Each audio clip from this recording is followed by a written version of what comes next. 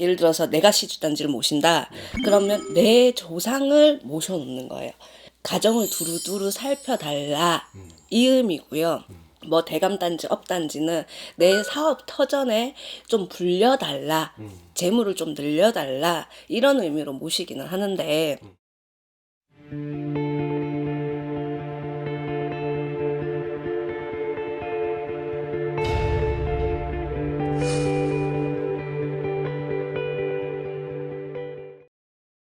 안녕하세요. 용궁신당입니다. 요즘에 보니까 어떤 대감 단지, 경상도 지역에서는 또 이제 세존 단지라고도 하는 것 같더라고요. 단지들을 이렇게 모시고 그것들로 인해서 문제점들이 많이 생기는 것들이 있는 것 같은데. 저희 집 손님들 유형 중에 꼭 문제가 돼서 일을 진행하는 경우가 이 문제가 한 가지거든요. 시주 누가 모셨었어요?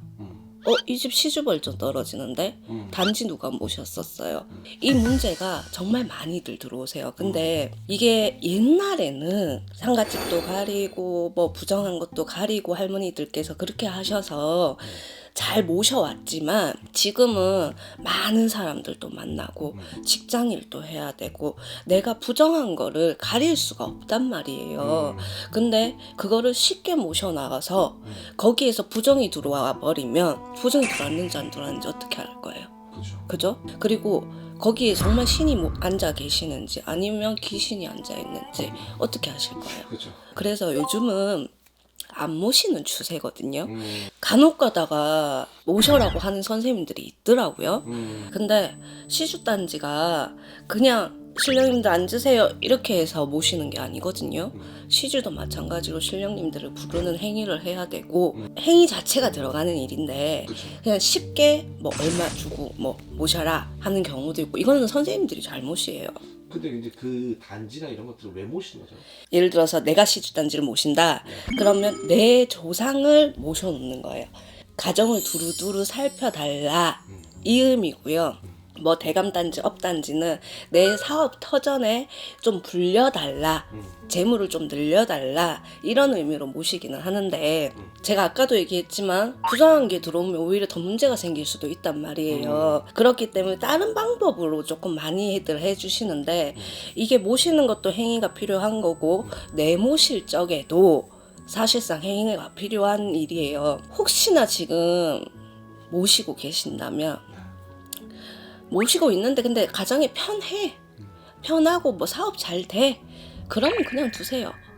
그냥 두시되 만약에 문제가 좀 들어온다. 이상한데? 그러면 이거는 선생님들과도 상담을 해보셔야 되시지만 내모시는 게 조금 더 현명한 방법입니다. 그냥 한 해 벌려주세요. 조상님 도와주세요. 이런 행위를 하세요. 차라리. 그게 오히려 더 득으로 돌아오실 거거든요. 맞잖아. 좋자고 모셨는데 그쵸. 그게 안 좋아지면 손님들이 와서 원망해요. 왜 그 선생님은 그렇게 얘기 안 했는데 왜 이랬을까요? 오히려 그거 들어와서 더 뒤집어졌어요. 뭐 누가 죽어나갔어요. 이런 소리를 많이 하신단 말이에요. 그리고 시인이 잘 모셔놨었는데 처음에 선생님이 부정한 걸 가리지 않고 하다 보니까 진짜 귀신이 앉았을 수도 있고 그 위에. 그리고요. 손님들이 정말 쉽게 생각하는데 이 시주를요. 갖다 버리거나 산에 그냥 묻거나 그냥 행위 없이 어떤 이게 절차를 밟지 않고. 응. 근데 그러면 큰 벌 받아요. 제가 손님들한테 얘기를 하는데 저도 시주를 모시고 있거든요.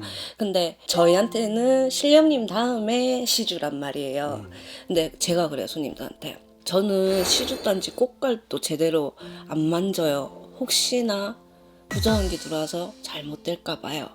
저도 이렇게 무서워하는데 어떻게 일반인이 이렇게 안 무서워하세요? 라는 소리를 하거든요. 모셔라라고 혹시나 권해받거나 지금 고민을 하고 있는 손님이 조금 계신다면 뭐 본인 판단이시겠지만 안 모시는 게 낫지 않을까라는 생각을 합니다. 오늘 여기까지 하겠습니다. 감사합니다.